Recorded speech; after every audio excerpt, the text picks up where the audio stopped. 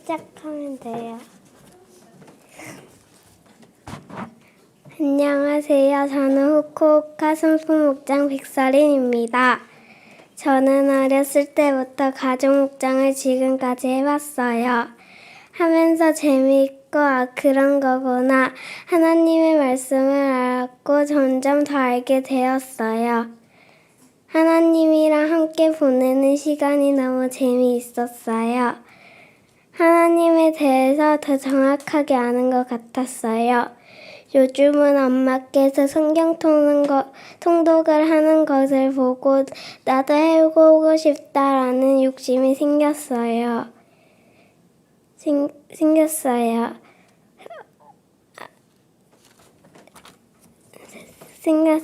그래서 성경 통독을 해보았어요. 재미있고 좋았어요. 그래서 이번에는 암송 욕심이 생겨서 요즘은 꾸준히 하고 있어요. 재미있어서 새벽 6시 30분에 매일 일어났어요. 피곤하지만 내가 결정한 거니까라는 생각이 들었어요. 그래서 꾸준히 해보았어요. 재미있고 좋았어요. 지금은 잠언 1장부터 15장까지 읽었어요. 하다 보니까 재미있고 뿌듯해요. 이거는 진짜 꾸준히 해야겠구나 생각이 들어요. 이거는 진짜 내가 진짜로 꼭 해야겠구나 생각이 듭니다. 지금까지 후쿠오카 순풍목장 백설이였습니다. 감사합니다.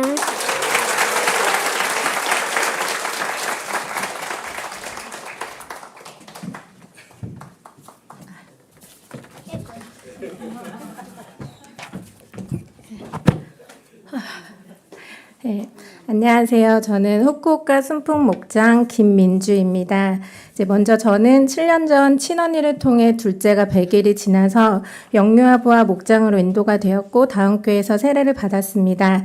저희 가족 목장을 돌아보니 어렸을 때는 찬양 예배 위주로 드렸었고 정식적인 가족 목장은 작년에 첫째가 초등학교에 입학하면서 교육에 대한 가치관 혼란과 서린이도 학교 적응에 어려움을 보였기에 자녀의 앞날이 내 선택에 의해 달라지는 것은 아닌지 하는 두려움도 있었습니다. 그쯤 우연히 가정 예배에 관한 것들을 듣고 배우면서 일단 시작하게 되었습니다. 가족 목장을 통한 저희 가족들의 변화와 감사의 열매는 정말 많은데 세 가지를 나누겠습니다. 첫 번째는 남편의 세례식입니다. 3년 전 영접은 했지만 세례식은 안 하겠다고 고집을 부렸었는데 가족 목장을 하면서 아이들과 날마다 기도했었습니다. 하나님은 가장 좋으신 때에 남편이 세례식을 받게 해주셨고 아이들에게 하나님이 행하신 일을 경험하게 해주었습니다. 코로나 시기 저희 가족은 더욱 가정 안에서 하나가 되는 시간이었고 남편도 함께 가족 목장 시간에 찬양을 부르며 그 시간을 은혜롭게 보냈었습니다. 지금은 가족 목장도 잘 참여하고 수요 예배도 가자고 하면 별말 없이 함께 동행하는 남편이 되었습니다. 두 번째는 저의 가치관의 변화입니다. 가족 목장을 통해 하나님께서 세우신 가정의 질서에 순종하기 위해서 남편에게도 작은 것이라도 순종하라는 마음을 주셨고 이 부분은 제 힘으로 의지적으로 되는 것이 아니기에 더욱 하나님과의 인격적인 교제를 위해서 날마다 말씀을 양육받았습니다. 하나님께서 주신 사랑으로 남편에게 순종할 힘과 자녀들을 사랑으로 인내하며 보살펴줄 힘이 나왔습니다. 늘 자녀들이 먼저였던 우선순위에서 제 마음에 조금씩 남편과의 관계를 먼저 보시게끔 마음을 만져주시고 남편을 존중하는 것이 하나님이 세우신 권위에 순종하는 것임을 알게 되니 남편에게 순종할 수 있는 사람이 되어가며 부부관계 회복이 일어났습니다. 세 번째는 자녀들의 변화입니다. 어렸을 때는 매일 찬양을 신나게 불렀습니다. 아이들이 부른 찬양이 핸드폰에 가득한데 정말 은혜가 큽니다. 찬양 예배를 시작으로 3년 전 큐티를 시작하며 새싹 큐티인으로 매일 큐티하면서 말씀을 놓고 어제 있었던 일을 돌아보며 삶을 나누기 시작했습니다. 첫째 서린이는 7살 때부터는 가족 목장 시간이 기독교 어린이집 놀이 시간으로 변화되어 어린이집 놀이를 하며 또 그 가운데 아이들과 함께하고 있는 하나님의 마음을 볼 수 있었고 8살이 되면서는 서린이가 가족 목장을 인도하기 시작했었는데 직접 함께 부를 찬양을 고르고 함께 볼 성경 동화를 선택하여 인도하여 주었습니다. 입학 초기 학교 적응에 어려움이 있었는데 이 시간을 통해서 하나님께 함께 기도하며 마음을 바꿔 나가면서 서린이가 학교 생활을 해가는데 큰 힘을 받았었고 지금은 너무 즐겁게 잘 다니고 있습니다. 올해부터는 유년부에서 배웠던 말씀 구절에서 기억에 남는 것을 보드판에 적고 가르치며 전도사님이 되어지는 놀이도 하고 또 신앙적으로 성장해서 스스로 통독과 암송을 하기 시작하면서 서린이에게 하나님이 주신 마음을 통해 은혜를 누리게 되었습니다. 둘째, 7살인 서빈이를 변화시킨 것은 함께 시작한 암송훈련이었습니다.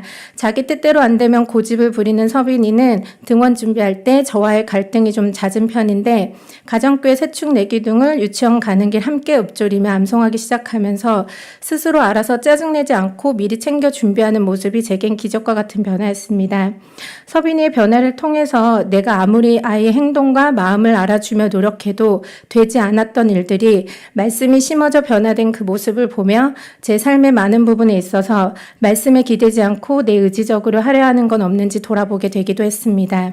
그리고 하나님께서는 참되게 예배하는 자를 읊조리며 저희 가족을 수요 예배로 인도하여 주었습니다.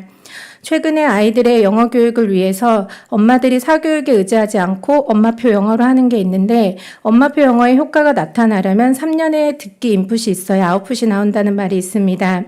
교육적인 부분에서는 늘 세상의 소리가 많이 들려 저 역시 영어 교육에 있어 내가 그동안 방심했구나 생각하며 낙심한 적이 있었는데 최근 하나님은 놀랍게도 제게 6년간 가정에서 하나님과의 교제를 위해 양육해왔던 지난 시간들을 돌아보게 하는 시간을 주셨고 그 열매들을 보여주었습니다.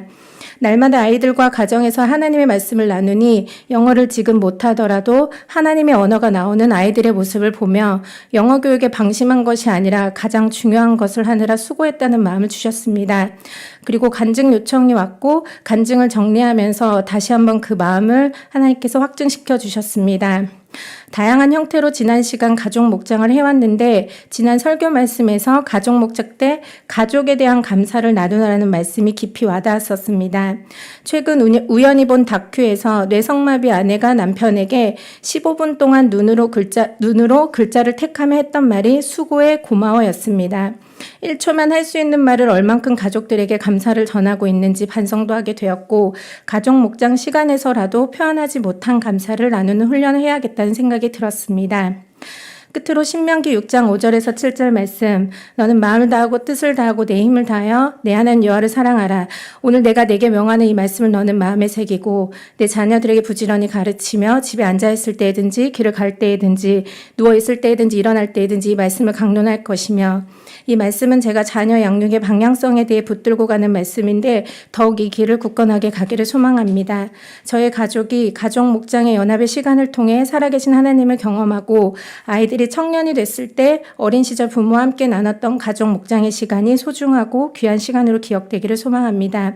간증을 정리하며 제 삶을 돌아보게 해주시고 하나님의 사랑을 확증하여 주신 하나님께 감사드리며 간증의 기회를 주신 목사님께 감사를 드리며 간증을 마치겠습니다. 경청해 주셔서 감사합니다.